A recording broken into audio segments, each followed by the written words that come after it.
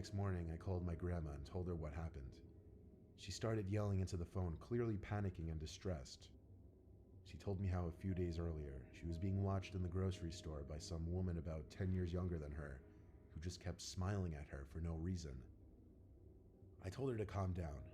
I didn't entirely know whether to correlate the two or not, but when we eventually got off the phone with each other, I did have to give it a second thought. My grandma is 75, and she has lost a bit of her wits, so I do have to take some of the things she says with a grain of salt. But the way she yelled into the phone about the woman in the store really gave me the chills, and I still wonder if it could have been the same person.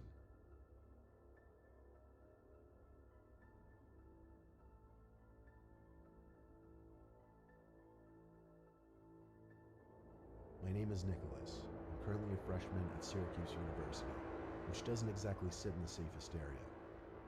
I just went through a breakup with my first girlfriend, so I started getting back into the online dating scene. I was using the app Hinge when I found some blonde girl named Stephanie who I really connected with. She also went to Syracuse. We both liked to read, go to the movies, we even had the same sense of humor. I suggested we go on a movie date, and she said she'd love to. She told me to meet her at some specific point near campus and she'd pick me up.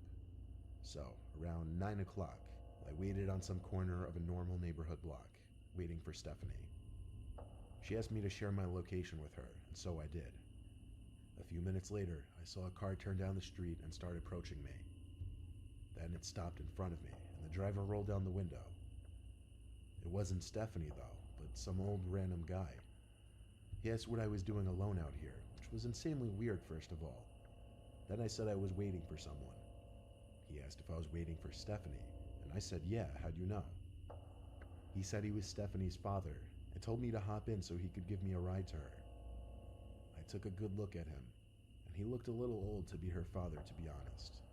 I'm no idiot when it comes to sketchy situations, so I said in a firm voice, why didn't you tell me you'd be picking me up? He claimed he didn't trust a random guy meeting up with his daughter, and wanted to meet me first.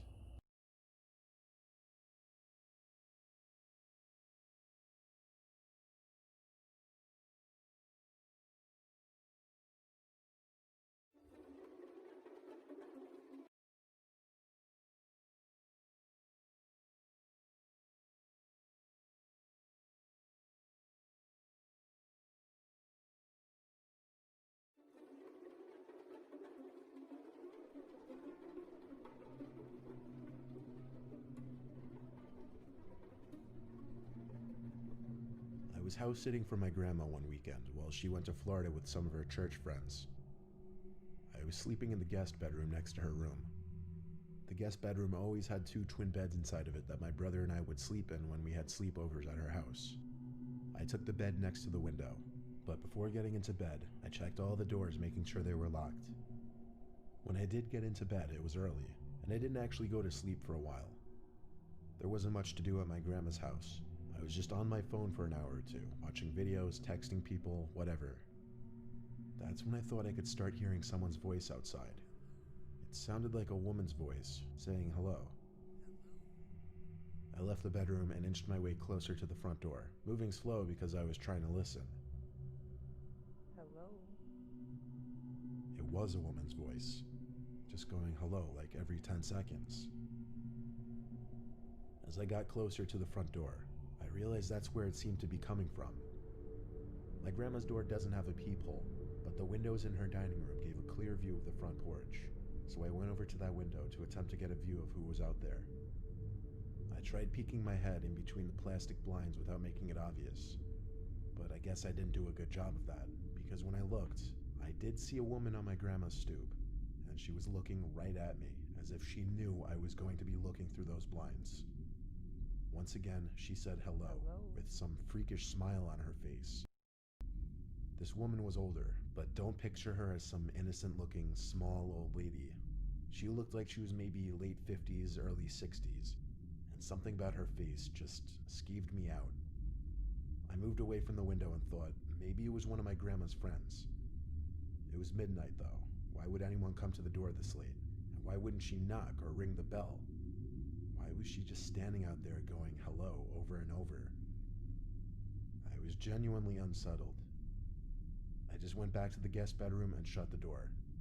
Now with the door shut as opposed to before, I couldn't hear that woman anymore. Maybe it was that, or she just decided to leave. I started texting everyone about it, my sisters, my friends, telling them how bizarre it was. But a good amount of time passed in silence, and I was starting to calm down. My sisters were telling me to call Grandma, but there was a 0% chance she was awake, and she barely ever even checked her cell phone anyway. Just like that, something broke the silence. A banging at the window. Not a knocking or tapping, banging. I felt that fierce pain in my chest area as my body entered that fight or flight mode. Shortly after the banging stopped, I heard that familiar voice say hello. With that boost of adrenaline, I guess I had the extra confidence to grab the blind and push it up.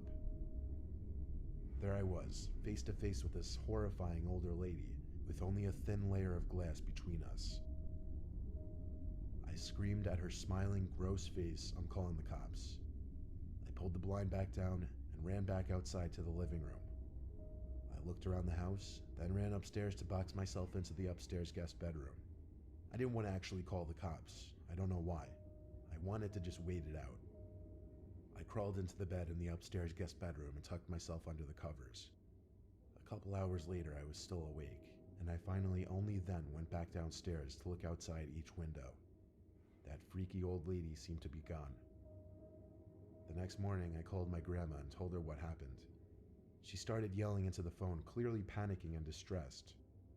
She told me how a few days earlier, she was being watched in the grocery store by some woman about 10 years younger than her, who just kept smiling at her for no reason. I told her to calm down. I didn't entirely know whether to correlate the two or not, but when we eventually got off the phone with each other, I did have to give it a second thought. My grandma is 75, and she has lost a bit of her wits, so I do have to take some of the things she says with a grain of salt. But the way she yelled into the phone about the woman in the store really gave me the chills, and I still wonder if it could have been the same person.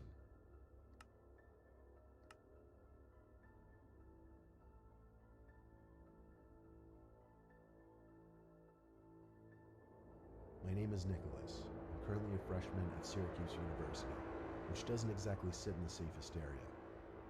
I just went through a breakup with my first girlfriend, so I started getting back into the online dating scene. I was using the app Hinge when I found some blonde girl named Stephanie who I really connected with. She also went to Syracuse. We both liked to read, go to the movies, we even had the same sense of humor. I suggested we go on a movie date, and she said she'd love to. She told me to meet her at some specific point near campus and she'd pick me up. So, around 9 o'clock, I waited on some corner of a normal neighborhood block, waiting for Stephanie. She asked me to share my location with her, and so I did. A few minutes later, I saw a car turn down the street and start approaching me. Then it stopped in front of me, and the driver rolled down the window. It wasn't Stephanie, though, but some old random guy. He asked what I was doing alone out here, which was insanely weird first of all. Then I said I was waiting for someone. He asked if I was waiting for Stephanie, and I said, "Yeah, how'd you know?" He said he was Stephanie's father, and told me to hop in so he could give me a ride to her. I took a good look at him. He looked a little old to be her father, to be honest. I'm no idiot when it comes to sketchy situations, so I said in a firm voice, "Why didn't you tell me you'd be picking me up?" He claimed he didn't trust a random guy meeting up with his daughter, and wanted to meet me first. I took another good look at the man and didn't say anything. I simply started walking away in the opposite direction from where his car was facing. He started yelling, "Hey, hey," sounding surprised that I was just walking away like that, but I've heard way too many kidnapping stories to know where this could potentially go. I heard the guy's car moving, and I turned to make sure he wasn't doing a U-turn to follow me. I breathed a sigh of relief when he drove straight and turned left out of sight. I continued walking down the block towards campus. I got to the corner of the block and was just about to make a turn when I noticed what I was pretty sure to be the same car the man was driving, just parked on the side of the road with the light shut off. I briefly tried looking into the window as I passed, but the glass was tinted. I tried not making it obvious that I was suspicious and continued walking. I got a text from this so-called Stephanie person saying, "Why didn't you get in the car with my dad?" I I ignored the text and continued walking. I kept looking back to see if the car would move. When I got to an intersection in the road, I turned right and then full-on booked it in the direction of campus. Surprisingly, I wasn't followed. I made it back to campus out of breath and started walking to my dorm building. I felt like I heard footsteps following me, though. I thought maybe I was being paranoid, but when I heard a piece of broken glass being kicked by someone's shoe, I knew I was being tailed. I made a point of ducking down behind a van and stopping to give me time to listen for where the footsteps were coming. They were a few cars away from me, and I remembered I never stopped sharing my location with Stephanie, or should I say that man. I saw him. It was that old man. He was approaching from between two cars across from me. He yelled something that I didn't fully understand, but it sounded like he said, "Come back and I'll take you to her." He had to be like 60-something. There's no way he would catch me if I sprinted.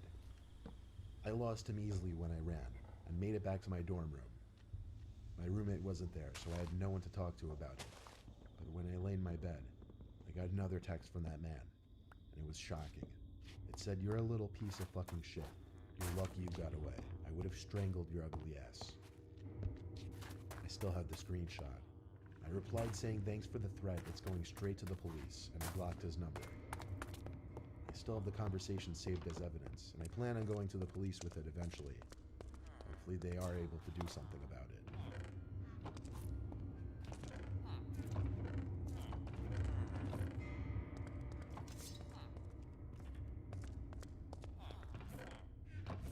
When I was 18, I had a side job as a part-time janitor at my high school over the summer. I would work sometimes days and sometimes nights, anywhere from 9 a.m. to 12 a.m., depending on how much money I needed. Oftentimes I would be left to lock up the building when the older janitors had left. This was a time before the high school had cameras installed in every single hallway.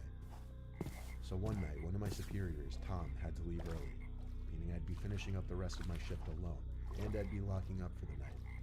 He told me to text him if I need anything, as he always did, and then he left. I loved it when I was left alone, because usually I'd just do half an hour of work and then just hang around on my phone or leave early and still get paid for the whole shift. I definitely pushed it with the things I'd get away with at that place.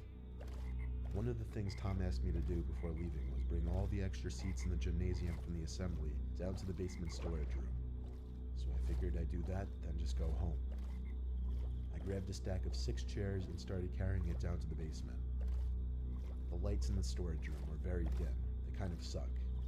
The whole basement of that school wasn't exactly pretty. It felt more like a basement to a warehouse. Anyway, there were what appeared to be a bunch of art mannequins covered by paint cloths. You know, those big things that look like blankets. It seemed all the school's art supplies were stored down here. I dropped the stack of chairs down where the rest of the chairs were stored, then went back up to the gym to get more. When I came back down with more chairs, I noticed one of the mannequins was exposed now. The blanket was removed from on top of it. I know for sure it was covered minutes earlier because it was one of the front ones. I texted Tom saying, "I think someone's down in the basement." He said back, "What do you mean?" And I said one of the art cloths were moved. He took a minute to respond saying no one else should be there. Then I noticed something. The art cloth, tucked in the corner of the storage room, sitting outside of the light that was produced at the center of the room. It was covering something, surely. I started to tiptoe over to it. When I was a few feet away from it, I realized whatever was under that cloth was moving just ever so slightly. There was undoubtedly someone hiding under there. I ran back upstairs and locked the basement door. I texted Tom saying someone is hiding under a cloth in the basement. He said call the cops, but I insisted he just come back since he only just left like 10 minutes ago. He didn't want to come back though. He told me to be a man and confront whoever was down there. So I went down to the basement again. However, the cloth was now strewn flat on the floor, and whoever was hiding under there was gone. But possibly the scariest thing was yet to happen. As I stood in the storage room, there were loud metallic thumps coming from above my head. I looked up and saw indents slowly forming in the large air vent above me. Someone was crawling through the main vent, then just stopped literally above me. And bangs. Bangs like whoever was in there was trying to break open the floor of the air vent. I didn't know what was happening, but I was officially done with this. I ran up the stairs, locked up the school, and went home. I told Tom the partial truth the next day, that I thought I saw someone in the corner and it was gone when I went back. And I claimed there was nothing else I could say. Thank God it was my last week there, so it wasn't my concern anymore.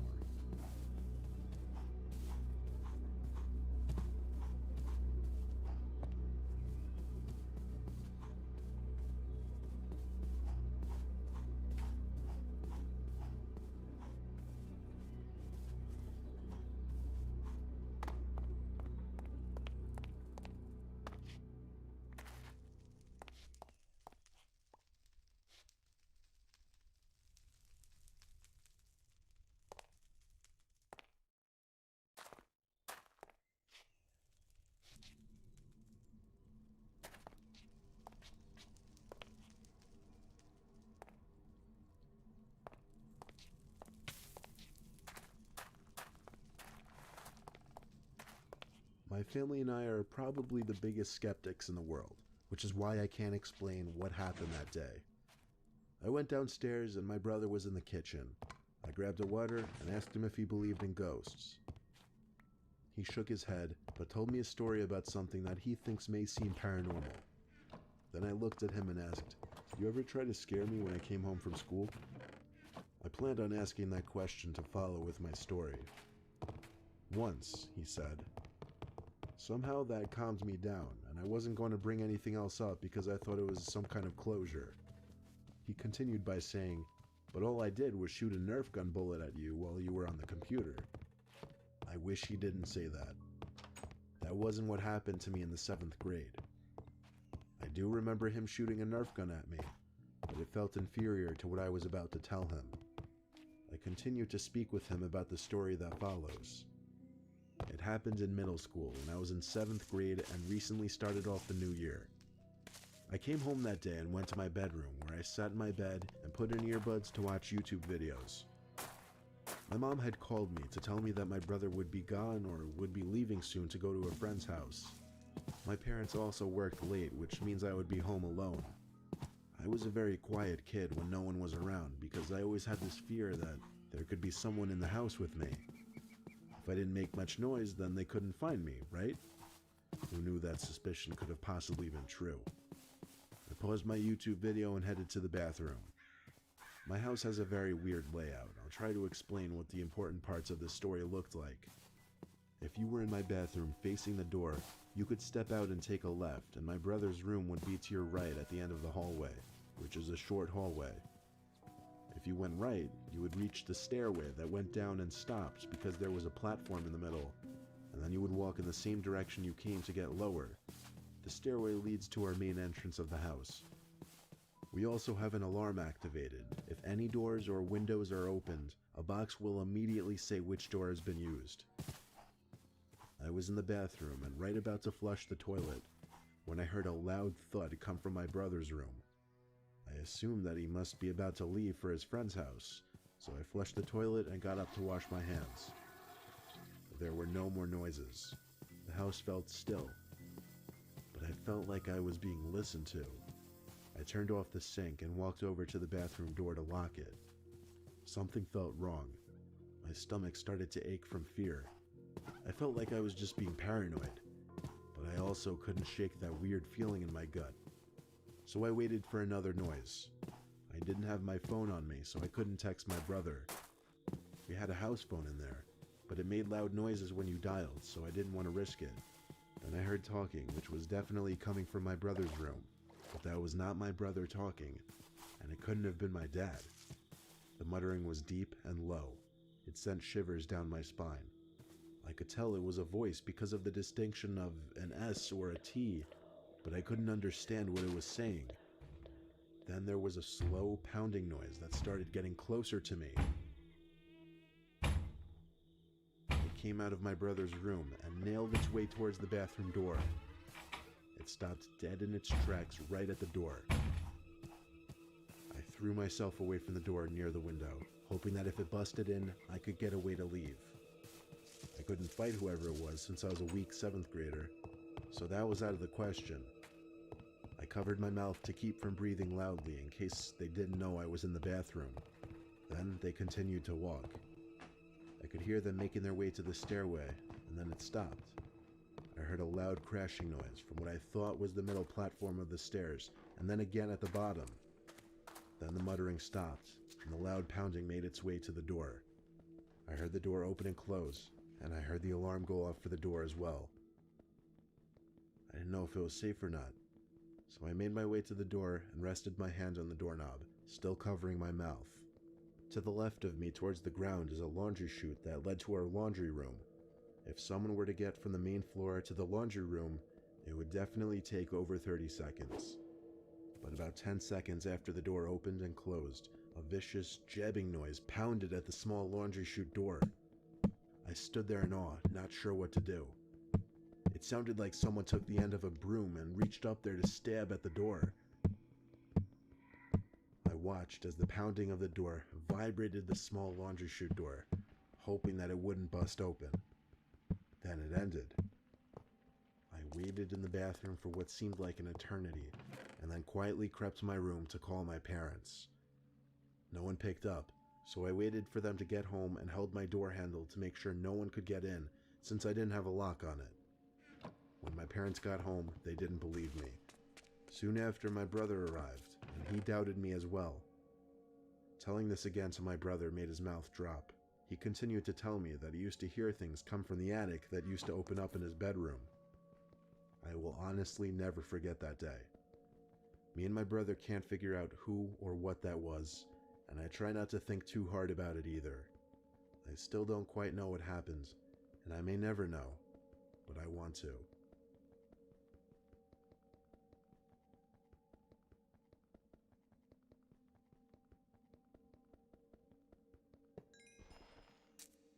My name's Alyssa. I was 16 years old at the time, living with my mom in a crappy Bronx, New York apartment. Living in the Bronx was definitely an experience, not a good one. Always sketchy characters around, usually scary to walk alone at night, small apartment, and creepy neighbors. I don't mean that as an understatement. Our apartment was the second to last one in a hall on the 7th floor, and our neighbor, the owner of the last apartment in the hall, seemed to always be sitting outside his door, sitting on the windowsill. He would always make a point of looking at me when I entered the apartment, even when I would be with my mom. My mom told me to stay away from that man. We never even knew his name. He was a black man in his 60s, very little hair left, but his remaining hair was gray. He always had the same emotionless expression on his face when he looked at me, and then one day, it started. Every time I would see him in the hall, he would say hi to me, but he'd call me by my name to make it even creepier. I wasn't exactly sure how he got my name, but I never asked. There was one night that my mom was working the night shift, so I'd be home alone all night. I came home at like 9 p.m., and the neighbor was as usual sitting on that windowsill, as if he didn't have anything going on in his life. As I unlocked the door, this time instead of saying hi to me, he asked me if my mom was working tonight.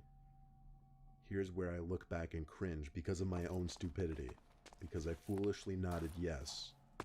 He didn't say anything after that. He just slowly nodded his head. I didn't say anything else either. I simply walked inside and shut the door. I had enough of his creepy ass for one night. Basically, after getting home, I just washed up a little bit. I had a snack, did laundry, and took a shower.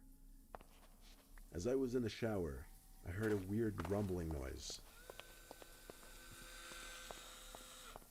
It was a pretty concerning noise, but I couldn't even begin to try and pin out what it could have been.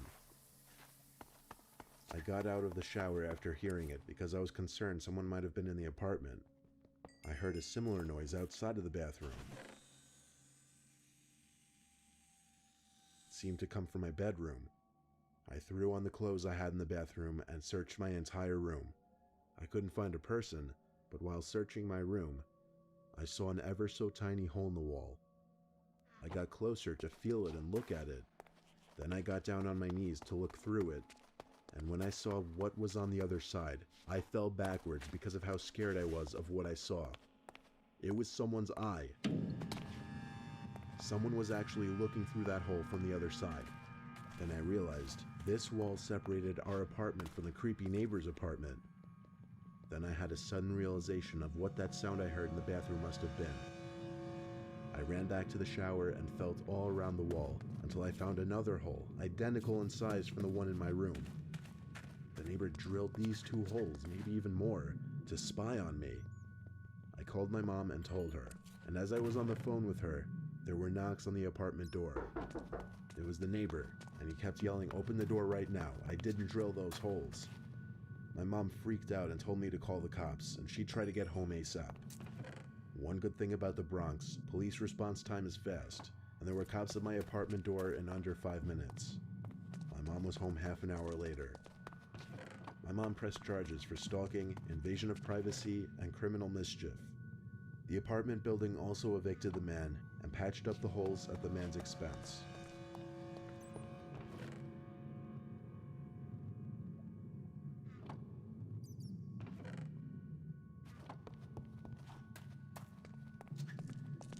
I'll never forget the time my friend Hal and I went camping.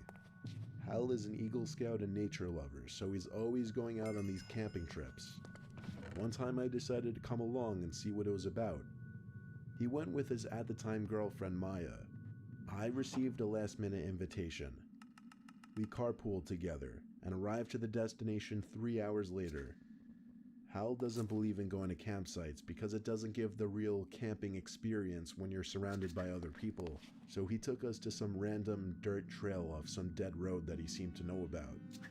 He drove down this dirt road in the woods for a couple minutes until he seemed to be content with where we were. Then he put the car in park. It was such an inconspicuous place to stop that I wasn't even aware at first that we were getting out there. Hal unloaded the trunk. Most of the stuff we brought consisted of tents, sleeping bags, food, toilet paper, and first aid equipment. Hal said he usually packed a lot lighter, but was making this an easy trip for Maya and I, whatever that meant. Once we found a good place to set up camp, Hal basically assigned us tasks. Setting up a tent was one thing I knew how to do, so Hal told me to set up the 2 tents. Maya stayed behind with me and kind of helped with the tents, while also unpacking some of the supplies. Hal went off to find dry firewood. He would come back every so often with a couple pieces of wood. Nightfall came quicker than expected. Thankfully, Hal had collected enough wood by then to start a nice fire, and the tents were pitched. We sat by the fire, drinking and reminiscing about old memories, most of which Maya was not in the picture for. I imagine she got tired of hearing our drunken, nonsensical stories because she went to her tent before Hal and I. So, Hal and I stayed up for a little while longer, now being a bit quieter and keeping the laughter to a minimum as a courtesy to Maya. I finished my last beer, and I was definitely feeling it by then. We chatted for a bit more, until Hal told me to shh and listened. I heard it too. There was walking out in the distance, beyond the area at which the fire lit up. Hal assured me it was likely a deer.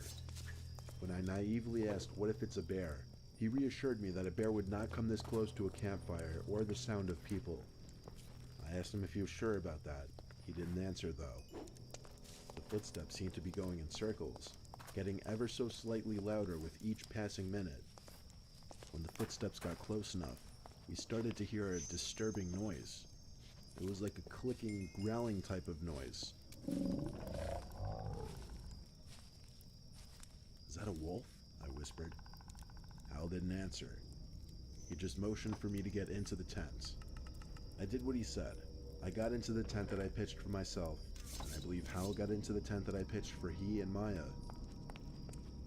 The clicking noise outside was getting more and more clear, and it increasingly became obvious it was not the sound of a wolf, or a bear, or any kind of animal I could imagine. It didn't even sound like something of this planet. The light from the fire outside cast an eerie glow onto the walls of the tent, and I had to cover my mouth so that I wouldn't scream when I saw the shadow on the tent walls of some horrific, huge, bipedal thing walking past my tent. The footsteps were so slow, but so heavy. It moved away from my tent towards the direction of Hal and Maya's tent. The next thing I remember, besides waiting in absolute horror, was Maya's scream. She screamed as if something were about to kill her. I didn't know what was happening, but I heard Hal screaming outside, "Run," over and over. I heard the two of them hurrying away outside, so I rushed outside and followed.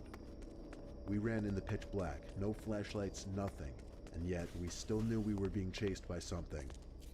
Footsteps followed close behind me since I was in the back. By some miracle, Hal managed to lead us right to the car, and without looking back, we all got into our respective seats, and Hal floored it down the trail. Hal drove down the dirt trail for about half a minute before we came to a dead end. He had to somehow turn this pickup truck around now, in this dark forest, not too far from where we were being chased. I urged him to turn off the lights so that whatever was chasing us wouldn't see us. He insisted he needed the lights on though so that he wouldn't hit any trees trying to turn the truck around. He shifted from drive to reverse, over and over. Meanwhile, I sat in the back seat biting my nails and clenching my teeth, looking around the woods outside, terrified that I might see that thing from our campsite. At long last, Hal got the truck completely turned around, and he once again stepped on it to get us out of that forest. We left everything at that campsite, at least $100 worth of equipment, but there was zero chance of us ever going back there. What caused Maya to scream was heavy breathing and something pushing into their tent, trying to rip it open. Hal still says he's never heard or seen anything like that in his life. He still has no idea what it could have been, but it definitely walked on two legs. How do we know it wasn't a person, you might ask? Simply because of its size and the noises it made. I think everyone has one truly horrific, unexplainable experience in their lives, and this was ours.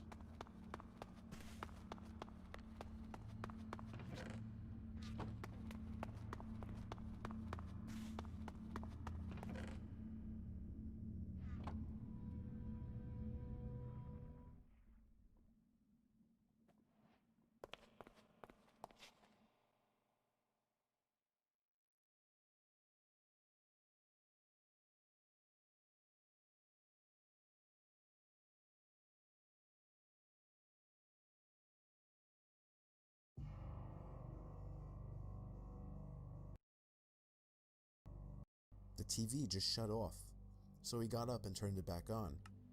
It was an old shitty TV, so it wasn't weird at all.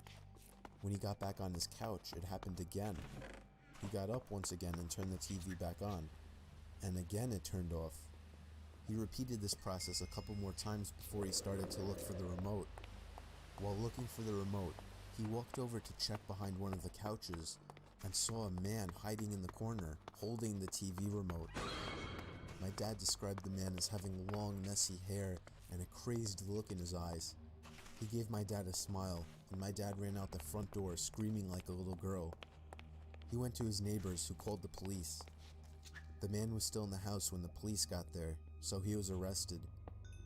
My dad told me that he still assumes the man was either homeless or crazy.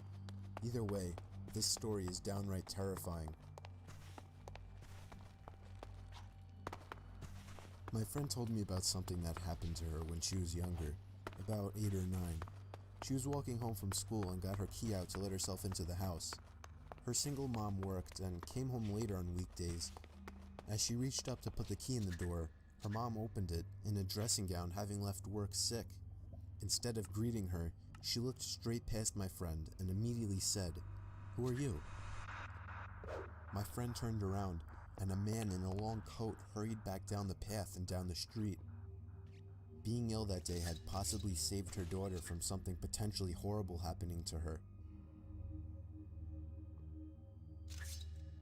Before I start this story, I want to note that Jacob's mother is a drug addict, and his father really didn't have much wrong with him outside of being with his mother. So one night, when Jacob and his father were asleep, they heard a series of loud banging, scratching, and moving noises coming from the mother's room.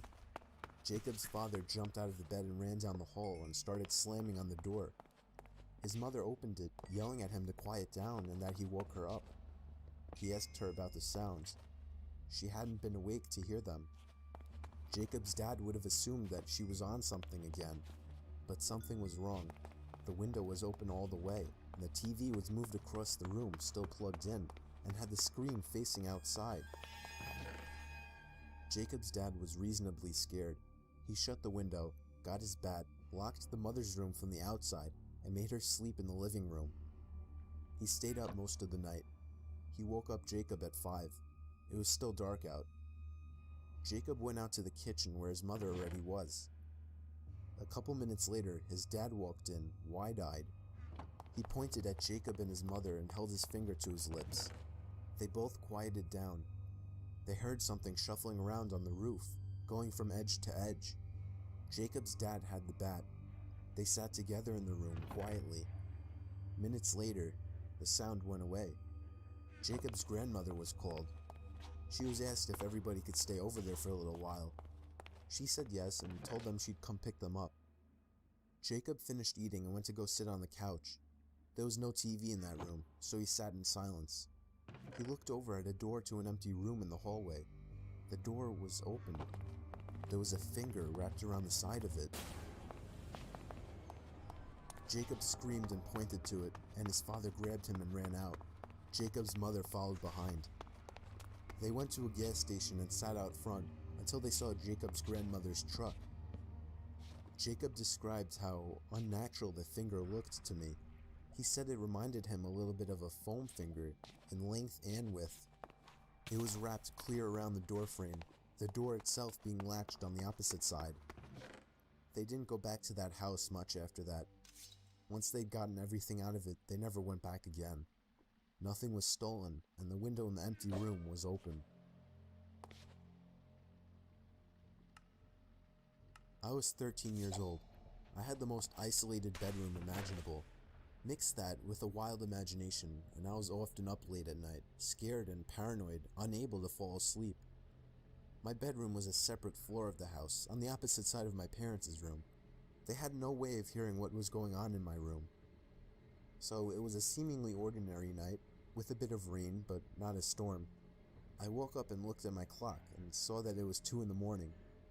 I got an uncomfortable feeling right away, but I didn't know why. I then saw at the edge of my bed, there was a shadow of something roundish, just over the head of the edge of my bed. My heart started racing until I realized it was just my hat. I sometimes hung my hat on one of the wooden poles at the edge of my bed, so I calmed myself down and fell back asleep. I woke up again around half an hour later and was again startled by the sight of the shadow at the end of my bed. But after my brain started to fully wake up, I remembered it was just my hat again. This process happened one more time that night, probably another half hour later, and once again, I was startled by the sight of the shadow. I was getting thirsty, so I reached my hand down to the side of my bed, looking for my water bottle, but I instead found something else. My hat. And at that instant, I felt my heart drop into my stomach, as I almost fell out of my bed trying to turn the lamp on. The light revealed the face of a man, peering over the edge of my bed, staring right into my eyes. I let out the highest pitched scream a boy could possibly produce, and ran straight past the man, and down the stairs of my room. I felt the man try to grab me, but I managed to open the door and run to my parents' room to get my dad. My dad got the baton from under his bed and raced to my room, but he was too late. When we got back to my room, the window was wide open. Apparently the man jumped out onto the patio roof outside my window. When I was a kid, I had a huge group of friends that all happened to be on my block. On the weekend nights, we would always play manhunt, aka hide and go seek for older people. It worked out great because since we were all neighbors, we used all the front and backyards and even the woods behind our houses. We had a rule though, that we couldn't go out more than a backyard's length into the woods. I always used the same hiding spot, and nobody ever found me. I always hid behind an old rusty barrel that was thrown into the woods years ago. So on this particular night, there were only 6 of us playing. My friends Joe and Raj were on my team. We quickly dispersed as we were the first to hide. I ran to my usual hiding spot, through my backyard into the woods behind the barrel.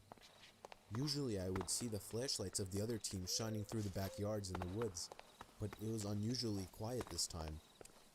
And then, I finally heard footsteps nearby. I didn't see a flashlight, so I assumed it was one of my teammates. I whispered Joe and Raj's names, but then whoever it was started charging at me, full on sprinting. I immediately shot up and ran out of the woods to find a new hiding spot in my backyard, but nobody ever came out of the woods. I heard all my friends calling my name from out front, including Joe and Raj, so I assumed something was wrong and went up front. I saw Joe's parents talking with my parents, with all my friends surrounding. My parents seemed a bit relieved to see me, so I was naturally really confused. They told me that a police officer had just passed by and warned them about a serial rapist spotted in the area and that all the kids should stay indoors. I explained what happened to me in the woods, and my parents started freaking out, making 100% sure that I wasn't lying. They called the police. I really don't know if he was ever caught, but I really hope he was. I try not to think about what would have happened to me had whoever that was caught me. When I was maybe 12 or 13, me, my mom, my stepdad, and 2 dogs went to the beach for a weekend. We rented an apartment all the way at the back of the shore. The apartment had nothing surreal to it at first sight. We unpacked everything and went out for dinner straight afterwards. We came back and at the time it was maybe 9 p.m. We watched some TV for an hour or so. My mom, stepdad, and 2 dogs slept on a bed you could make from the couch. They gave me the bedroom with a king-sized bed. I went to bed and used my computer for a while to play some games that I had pre-installed since I knew that there would be no internet connection there. I stayed up playing games pretty late at night. I decided it was time to get some shut-eye and go to sleep. Maybe after 5 minutes of laying in my bed, complete silence filled the room. But then, all of a sudden, I hear this extremely loud sigh. I knew it wasn't my parents or the dogs, considering the door to the living room was closed. I straight bolted from that room and went to sleep in the bedroom opposite of the master bedroom. My heart was pounding so fast because I was absolutely petrified. Needless to say, no sleep was had that night.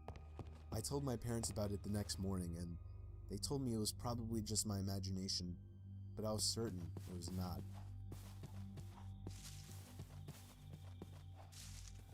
This story still gives me nightmares to this day.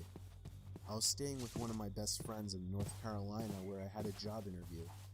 I was coming from New Jersey and my friend Mike offered to let me crash at his place for a few days.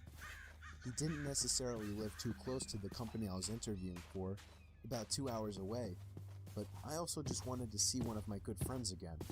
So this happened after the second interview. I came back to Mike's place in a good mood as I had been offered the job on the spot. We celebrated in the yard that night with a few friends and a few beers, or a lot of beers.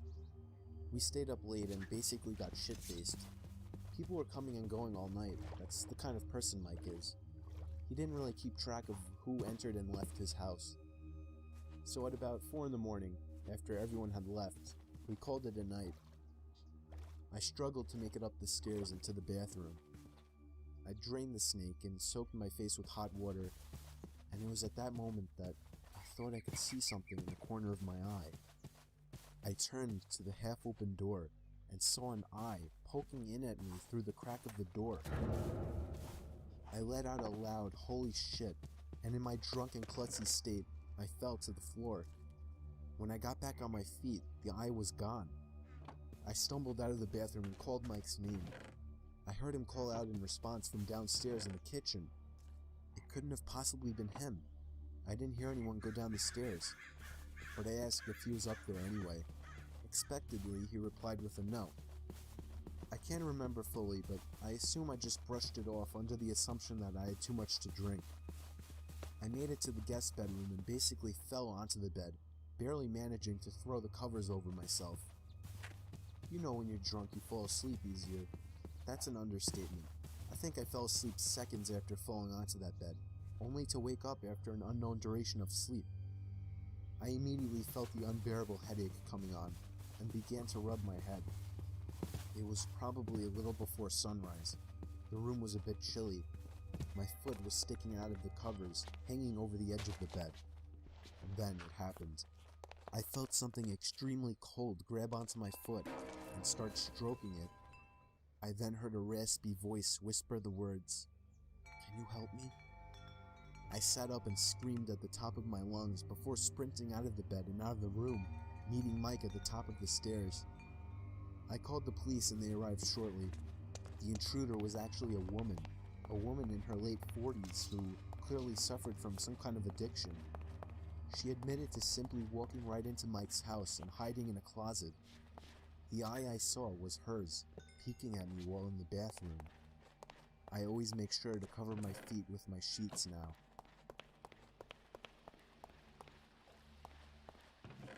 It was the dead of winter in Cali. Me and a couple buddies were on a skiing trip by South Lake Tahoe. We stayed in a big luxurious log cabin for a few nights.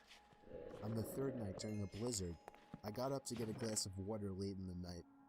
As I crossed the cabin over to the kitchen, there was a frantic knock at the door. I was a bit spooked that somebody would be knocking this late. I thought maybe I should just ignore it and let them go away. But I realized they knew we were there, as my car was parked right outside. I also had the thought that maybe somebody was in trouble and needed to get out of the dangerous weather. I tiptoed over to the door and waited for another knock. It didn't take too long before the knocking came again, this time much louder and more frantic. "Who is it?" I asked. Nobody answered. I asked again louder, but there was still no answer. After I asked this, there was no more knocking. I grew curious and eventually opened the door a crack with the chain lock still on just in case. Nobody was outside. I undid the lock and opened the door completely. There were footprints in the snow leading away from the cabin. For whatever stupid reason, maybe I felt some kind of guilt and worry for a person in need. I slipped on my boots and jacket and stepped out into the storm to follow the footsteps before they were completely filled. The footsteps led me to the edge of the property before completely stopping. I shit you not, the footprints completely ended, not a sign of vehicle marks, a struggle, nothing. It was as if whoever made the tracks was standing still, right where I was. I felt disturbed and ran back into the cabin and slammed the door shut behind me, making sure to lock it. Before I could even gather my thoughts, the frantic knocking at the door resumed. My heart started pounding, and I started to scream for my friends. One by one, they all rushed down to see what was wrong. When we opened the door, there was nobody there.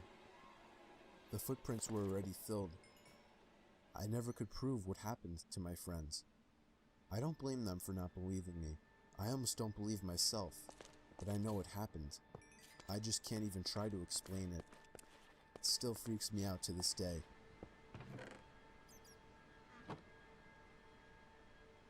My friend and I were going to a party a few hours out of town, so we decided to stay at her family's holiday house about an hour south of the party. We arrived around mid-afternoon, and it was winter in a holiday town, so the area was completely empty. No other cars on the street. When we left for the party, I spent a moment deciding whether to pull the gate all the way closed. I'd had some trouble opening it earlier when we arrived, and if we were getting home late at night, I didn't want to be stuck outside. I ended up deciding to shut it for security. The party was great. We got back to the house around 12:30, and the gate was open. I immediately felt on edge because not only did I know that I had locked it, but I knew it couldn't just blow open in the wind. But I didn't want to make a big deal, so I was vague when my friend asked me if I'd shut it. We went inside and decided to make a snack.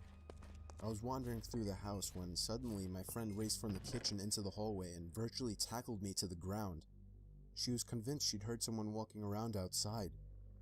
We tried to calm ourselves down, but we had no cell reception and there was no one else around. Over the next half hour or so, as we sat in the hallway paralyzed with fear, we heard footsteps outside and the back door being jimmied. We decided we had to leave, so we gathered everything up and got ready to make a break for the car. Just as we were at the front door ready to leave, there was a huge bang in the backyard, and suddenly what sounded like hundreds of birds started screaming.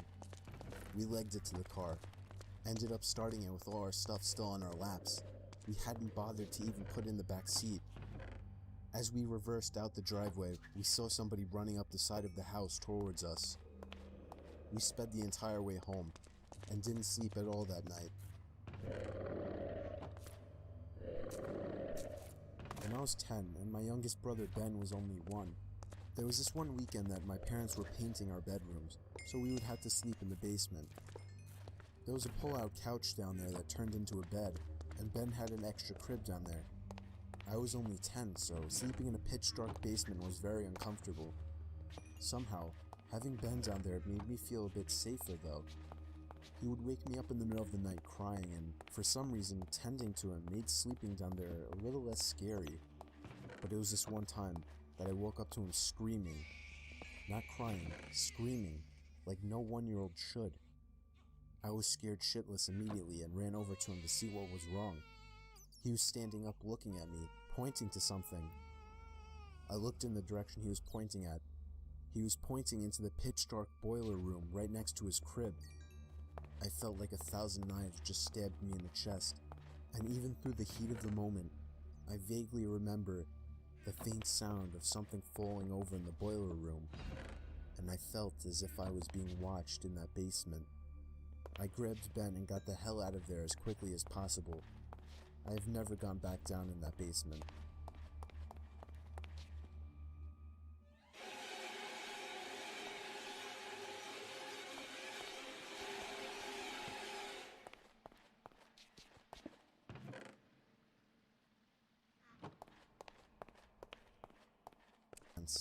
One for me and my siblings and one for my parents.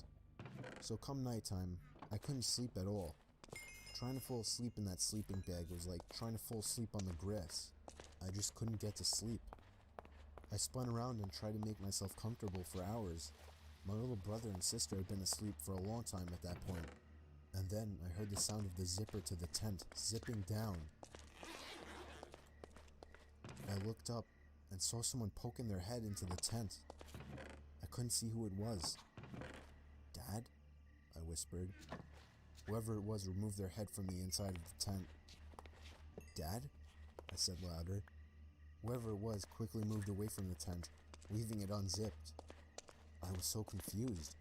I was sure it was my mom or dad just checking on me, so I crawled out of the tent and walked over to my parents' tent. I unzipped it and crawled inside. My parents were both in their sleeping bags. I shook my dad until he woke up. I asked him if he had just checked on us. He said no. I got chills as he said it.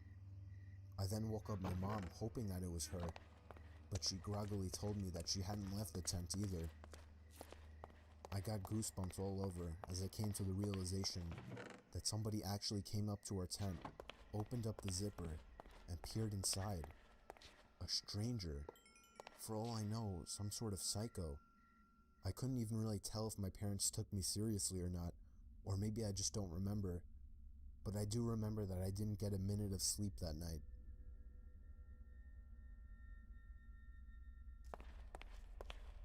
My parents were on their honeymoon to Key West. When they arrived at the hotel to check in, they were told that the room would be non-smoking. With my dad being a smoker, they requested a different room. They got the room switch and went to their room. As they got off the elevator, the smell of fresh paint was overwhelming. Down the hall there was a painter with all necessary supplies laid out around him as he was painting the wall.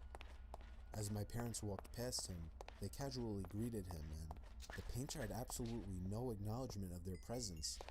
Whatever. When they got to their room, the smell of paint was even worse in there. So bad it wasn't even bearable, so they decided to go to the front desk to change rooms. When they explained the situation, the attendant looked very confused and informed them that there wasn't a scheduled paint job on that floor for that day, but agreed to change their room anyway. My parents go back to their floor to grab their luggage, and the painter is completely gone. All supplies cleaned up and gone within 10 minutes, and the smell of paint was completely gone. At this point, my parents were freaked out, but didn't think much of it and went to their new room. The next morning on their way to breakfast, they overhear a tour guide talking to a group. My parents tuned in when the guide mentioned the floor that they were originally supposed to stay on. Apparently a long time ago, there was a painter on that floor painting and fell down the elevator shaft to his death. Now my parents don't normally believe in the paranormal, but after an event like this that they had no explanation for, it freaked them out a good bit.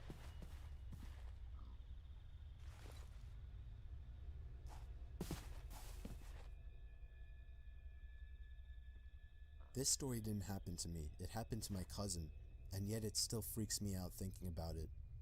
This story is all too true. My cousin Nikki was on Skype with his girlfriend Sam at around 1 in the morning on a Friday night.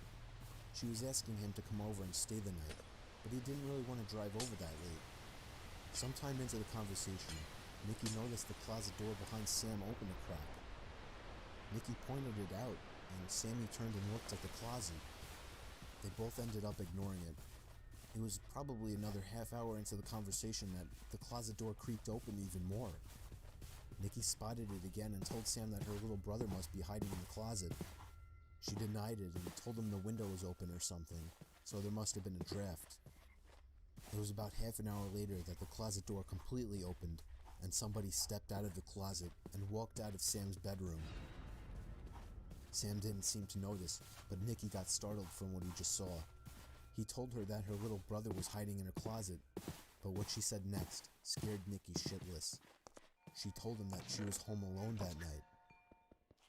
Nikki started yelling at the screen for her to lock her door and call the police, and that he would be over there as fast as he could. Sam just started to understand the situation as she turned and saw the closet door completely open. She ran over to her doorway and let out a blood-curdling scream before slamming the door shut and locking it. Nikki drove over as fast as he could while calling the police. When he got there, the front door was left open, so he ran into the house into Sam's room. He knocked on the door and told her it was him, but she wouldn't answer. When the police finally arrived, they busted open the door to find her curled up in the corner of the room in shock. She later told the police that she had seen somebody standing face to face with her at the doorway before shutting the door.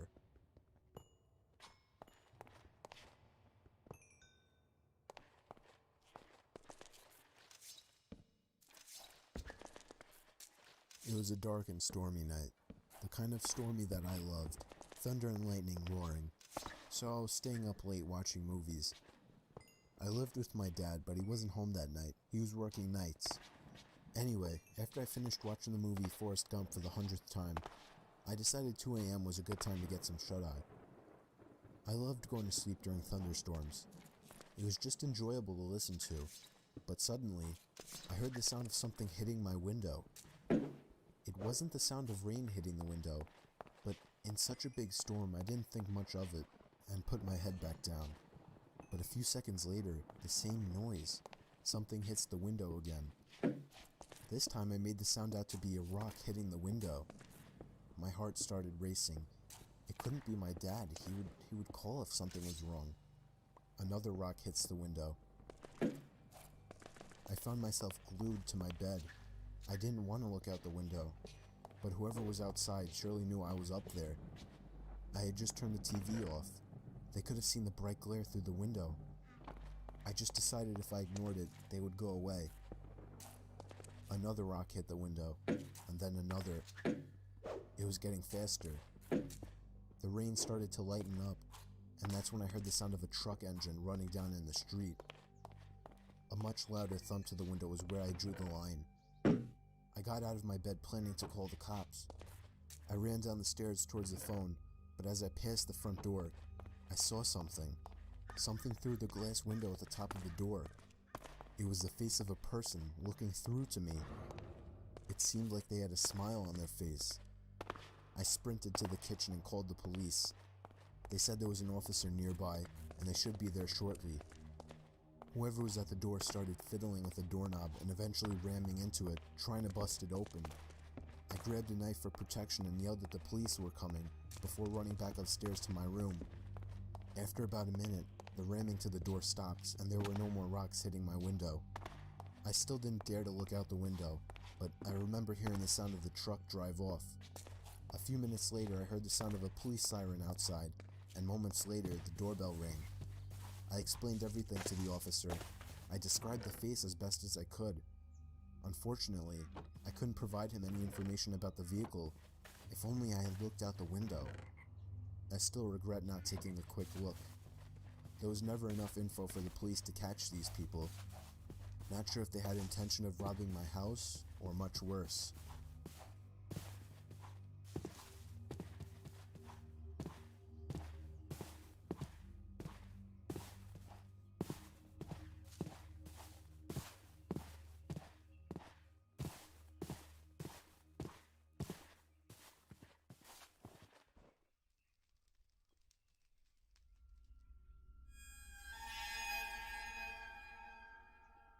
moved to my dad's when I was 10, and I didn't know anyone in the area except for the family my dad was friends with, a single mom with 3 kids. Luckily, there was a girl a couple of years older than me. She was 12 at the time I met her, and we got to know each other a little over a couple of years. We weren't close, but we ended up having the same friends. One night my friend Rob was hanging out with her and her younger brother. They happened to be in the house alone because my friend's mom was at work. Her mother has been helping this one lady through her work and got to know her fairly well. She found out her sister was in a mental institution and was let out recently. The night Rob is hanging out with my friend, they get a knock on the door. My friend thought it was just their mom, since she knocks a certain way when coming in, and he answered it without thinking. Rob wasn't supposed to be there, and he took off through the window to his house down the road. He never thought twice about it. It wasn't her mom. It was the sister of the lady her mom was helping, and she figured out through talking to her sister where her family lived and her mom's working schedule. She came in. This is where I don't know the details, and I'm glad I don't. My friend's younger brother got away to the neighbor's house to call the police. The lady brutally murdered my friend a week from Christmas, decapitated her, and left her body naked in a bathtub. She even hid her head. They had to look through the presents, and I don't know where they found it, but they did. I wasn't allowed to go to her funeral. It happened to my wife's grandmother about 15 years ago while we were still dating. Her husband had just passed away about a year previously, but she'd been going down to the library and volunteering. It was exercise and socialization. This was in the winter, so her walk back was while it was getting dark. The library closed at 5 and there was some extra stuff to do before everyone actually left. And on this particular night, she turned down a ride from another volunteer because she needed to stay in shape. The house is about a mile away through some lightly wooded area in South Texas, and as she's about halfway home, she notices someone behind her. He's walking the same direction and gaining on her, which in itself isn't all that particular. She's old and thus not particularly fast, but in this case he seems vaguely sinister. They keep walking. Pretty soon he's right behind her. Then he falls into pace, just staying behind her. Now she knows something's up. But she's almost home. She can see the top of her driveway coming up, and she leaves her lights on so it'll look like someone's home when she's walking in. She just needs to make it another 150 yards, then 100.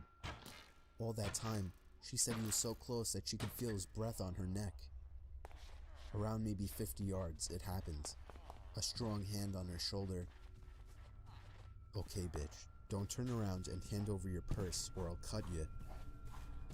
She stops for a second, then takes one big step forward, turns, and shoots the guy in the neck with the .38 she keeps in her purse. The guy spent the next 5 years in a prison hospital before he died of complications. My wife's grandmother passed last year, but up to the end, she lamented that she pulled the trigger too soon. When I was young, I'd say 8 to 11-ish, my sister, whom is 7 years older, would babysit when my parents were out. At the time, she smoked a lot, and my parents made her smoke outside, of course. So I'd follow her outside, play around, annoy her and such. One day, my sister notices a car at the end of the driveway, just sitting in the road. It's a white SUV with a bike rack on top. It has the most tinted windows I've ever seen. You could not see inside from the side. It sat there until she went inside, then would drive to the end of the road and sit at the church parking lot and wait until she'd come out again for another smoke, and it would repeat this. Odd, but my sister is a brave lady and just kind of ignored it. That is, until the next day while my parents were out again, and it showed up again. It would sit at the end of the driveway and just watch. I don't know what the driver was doing, but he was watching my sister. I know, because if I didn't go out, I'd watch from the front window and it would just sit there and watch my sister. She told my father, who was a sheriff deputy at the time, and he called the cops and made a complaint. They showed up, looked around, but the SUV was nowhere to be seen. Months went by and nothing. Then one day, a good 9 months after this had all started and around 4 months since the last sighting, it was back. It became a regular occurrence. Another day, my sister was outside doing her nasty habit, And sure enough, here it comes. This time we were all alone as usual, and she decides she has had enough. She tells me to stay in the carport and she's gonna go confront them. She starts walking toward the SUV, and halfway down the driveway, she would later remark to us, "I felt utter terror, like I knew if I went any further, I was dead. I was paralyzed by pure fear." She turned around and went inside. Finally, the family car was in the shop for some kind of issue, so we were all stuck home for the night. While my parents are home, my sister goes outside to smoke. I go outside with her, and eventually the SUV shows up. She tells me to run inside and tell my father, and I do. My dad promptly gets his gun and starts briskly walking down the driveway with it in hand, in the direction of the SUV, but not leveled towards it. The SUV floored it down the road and peeled out onto the nearby large highway. My dad, being a cop, noted the year and model and distinguishing features. The scariest thing, the license plate had been covered in duct tape. We never saw it again. I was just 4 or 5 years old and my parents had just separated. My mom was living in a 2-bedroom apartment. I had my own room, but I preferred to sleep in her bed whenever I was staying with her. Our 2 bedrooms were at the end of the hallway, directly across from each other. Our apartment was on the first floor, and I remember that it was in the middle of the summer, and my mom had a window open in her room, which was directly behind the bed above the headboard. Anyways, I woke up in the middle of the night and remember sitting up and seeing that our cat was sitting in the doorframe of my mom's room. I should note her door was open and you could partially see into my bedroom. This was strange because our cat was typically always in bed with us. As I was watching him, he walked into my bedroom and meowed.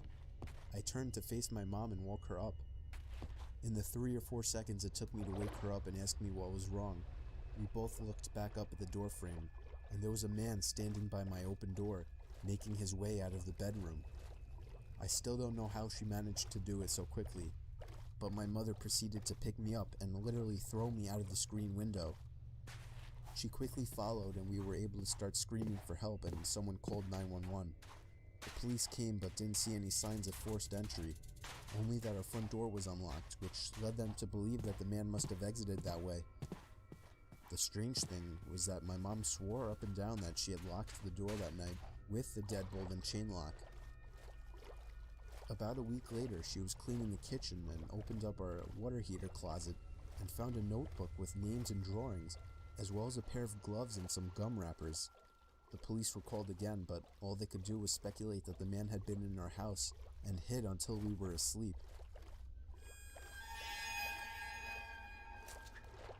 One day while doing my laundry, one of the lights blew out in my basement.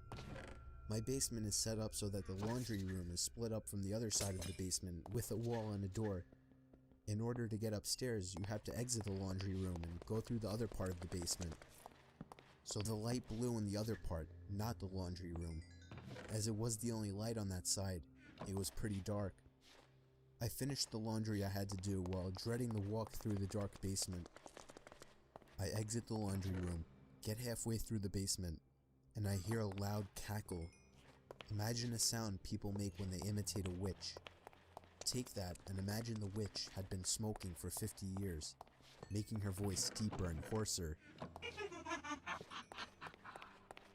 That's what I heard, clear as day, right behind me. I didn't hesitate to bolt for the stairs. I waited until my father got home and then changed the bulb. I have yet to hear that cackle since, and I have not told a single person in the house about it.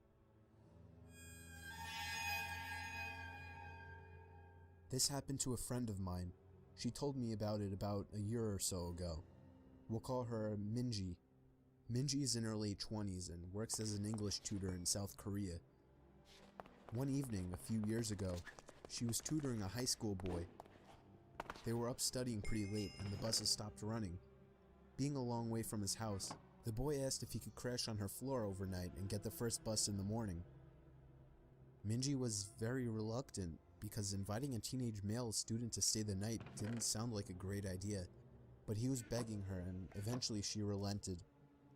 They went back into her one-room apartment and she got into the bed while he laid a blanket out on the floor and they both fell asleep. A few hours later, at maybe 2 a.m., the boy wakes Minji up. "I'm really hungry," he says. "Let's go get some food." Minji opens her eyes and looks up at him in disbelief. "Food? Now? It's 2 a.m. Go back to bed." But the student insists. "No, I'm so hungry. Let's eat something now." She tells him that there's some ramen in the kitchen and he could fix himself some. This doesn't satisfy him. He doesn't want ramen. "There's a 24-hour place just down the road. Let's go there." Eventually, after several minutes of persuasion, the boy gets Minji to come with him to the restaurant. They leave the apartment and head out. As soon as they're on the street, the boy turns to Minji and says, "I'm not hungry. I woke up in the middle of the night and looked under your bed. There's a man sleeping there." They call the police and discover that a homeless man had been living in Minji's apartment, sleeping under the bed for 2 months. The boy only saw him because he was lying on the floor, so he had a clear view under the bed. I was driving a shortcut from 29 Palms, California to Albuquerque, New Mexico. 29 Palms is located in the desolate high desert east of LA. The shortcut was all 2-lane road through total nothingness, except for a passing through Amboy. Amboy is a nearly abandoned town nearly as far below sea level as Death Valley. So I was driving by myself in the afternoon and proceeded to drive up into the mountain range between Amboy and I-40. Once I reached the top, I'm driving north through a canyon with high grass on both sides of the road. Up ahead I see some stuff in the middle of the road. As I approach, I slow down to see a red Pontiac Fiero stopped sideways across both lanes. A suitcase open with clothes scattered everywhere and 2 bodies laying face down in the road, a man and a woman. I stop 100 feet or so away, and the hair on the back of my neck is standing up. Being a Marine, I reach under the seat and pull out a 9mm pistol and chamber a round. Something seemed very wrong. It looked too perfect, as if it were staged. An ambush? Something was just wrong. As I scanned the road, I saw a line I could drive. Past the guy in the road on his left, swerve to the right of the woman, behind the Fiero, and I'd be on the other side. I dropped it into first gear, punched it down, and drove the line I planned. I passed the back of the Fiero without hitting it, or either of the bodies in the road. I continued forward a couple of 100 feet and slowed down, so I could breathe and let my heart slow down. As I looked up into the rear-view mirror, I saw that the 2 bodies had gotten up to their knees, and 20 or so people emerged from the tall grass on either side of the road by the car and bodies. At that moment, my right foot smashed the gas pedal to the floor, and did not let up until I had to slow down for the I-40 East on-ramp. I will never know what would have happened to me had I gotten out of the car to check on the bodies, or stopped my car closer to them.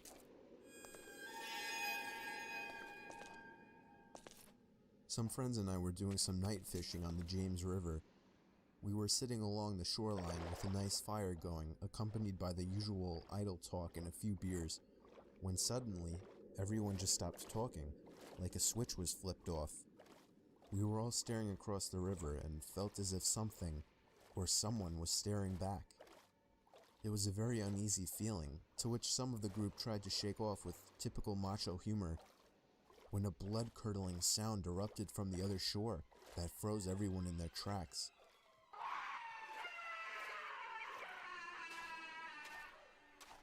The sound was unlike any other that I had ever heard, and it made every hair on my body vibrate and tingle. The only way I could describe it is it sounded like a wild person with no language skills being gutted alive. No words, just this high-pitched, blood-curdling scream. Nobody moved or said a word. We all just sat there fixed in our stare, when just as suddenly, a second scream was let loose with even more force than the first.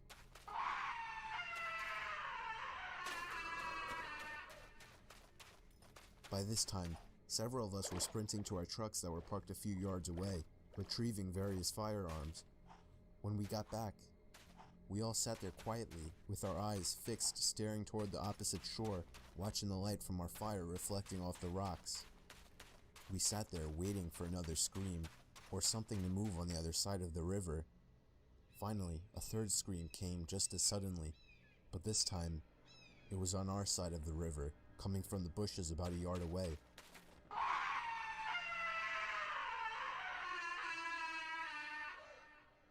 We all hightailed out of there, leaving most of our stuff behind. When we got to our trucks, we heard the scream one more time, just beyond the tree line. We all floored it the hell away from there and never found out what was making the sounds.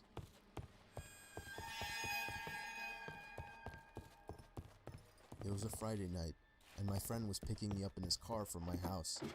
I was in a hurry since we were running late for the hockey game in the city. The whole car ride there, we were having such a good time that I hadn't even noticed that I didn't have my phone. I searched the car seat, the floor, but it wasn't in the car. I was sure that I had just forgotten it. During the hockey game, I couldn't stop worrying that maybe I had dropped my phone somewhere, so I borrowed my friend's phone and ran to the bathroom. I dialed my number and hoped someone at my house would pick up. It took 3 rings before somebody picked up, but they remained silent on the other end. I yelled into the phone that I was just checking if I had left my phone at home. They didn't answer. I assumed it was my little brother just messing with me, so I hung up. I got home late that night to see that my parents weren't home. I got inside my house and called them to see where they were. They told me that they had gone out to eat and see a concert at the park with my little brother. They said they left soon after I had for the game, and they should be home in around half an hour. So I hung up and proceeded to look for my cell phone. But then I realized, how could somebody in my family have picked up my phone if they hadn't been home? I felt a pain in my stomach as fear swept over. It was at that moment that I heard the back door to my house open and close. I immediately jolted out the front door to the neighbors and called the police. Apparently, the back door was left open and somebody had simply walked into our house. Nothing was stolen, but the scariest thing is the thought that we could have fallen asleep with a stranger in the house. A while back, there was a family that moved in next door to my family. They had a son who was just twisted. He was obsessive over slasher movies and always wanted me to talk about shit that happened during my time serving in Vietnam that no normal person would want to hear. He also loved tormenting stray animals. This guy was a whack job. He was 19 at the time and my daughter was 7, but he always wanted to talk to her. He'd strike up conversation with her when she walked home from school. He would talk over the fence at her when she was playing in the back. But what really set me off was when he called our house looking to speak to her. That was it. I went over and flipped shit at him and his parents. Told him to stay the hell away from her and I'd better not ever see him again. That's when things got weird. My daughter was always a little imaginative and paranoid. She would think there were monsters under her bed and whatnot, so when she told me there was something living in her closet and she was too scared to get up and tell us at night, but it wasn't there in the daytime, we blew it off as no big deal. A few weeks went by and one night my wife and daughter were staying at my mother's for a girls' night. So I turned the key on the HBO box and watched me some movies, eventually falling asleep downstairs. At around 2 a.m., I get a call from my neighbor with a creepy son telling me something along the lines of, "We saw that you were up, so we called. Our son is missing. I went by his room to use the bathroom and his door was open, which isn't usual, and there was no sign of him. We need help looking for him." The phone call woke me up though. I wasn't up. So I asked why they thought I was. "Oh, we saw you walking around upstairs and the light is on." My blood ran cold as ice. I'd been passed out on the couch and I know no one turned any lights on. I hung up on them, ran outside to my truck to grab my shotgun, but noticed the sheriff pulling up to my neighbor's house by this point. I booked it over and told him there was someone in my house, and now I could see the lights in my daughter's room were on, and there was a silhouette pacing back and forth. When the deputies went in, they found the neighbor boy there waiting in my daughter's room with a nice little setup in her closet. He said he liked to watch her sleep in the moonlight.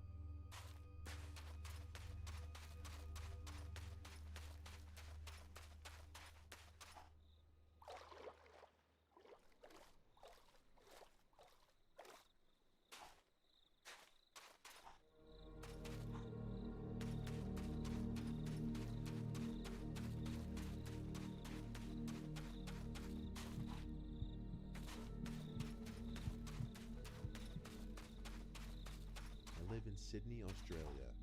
This happened when I was 15 and home alone. It was about 9 p.m., and I was just coming out of the bathroom when I heard my front gate swing open and my dog begin barking. Across the hall, I saw someone run past the porch window and into the backyard. I was able to vaguely make out what he looked like.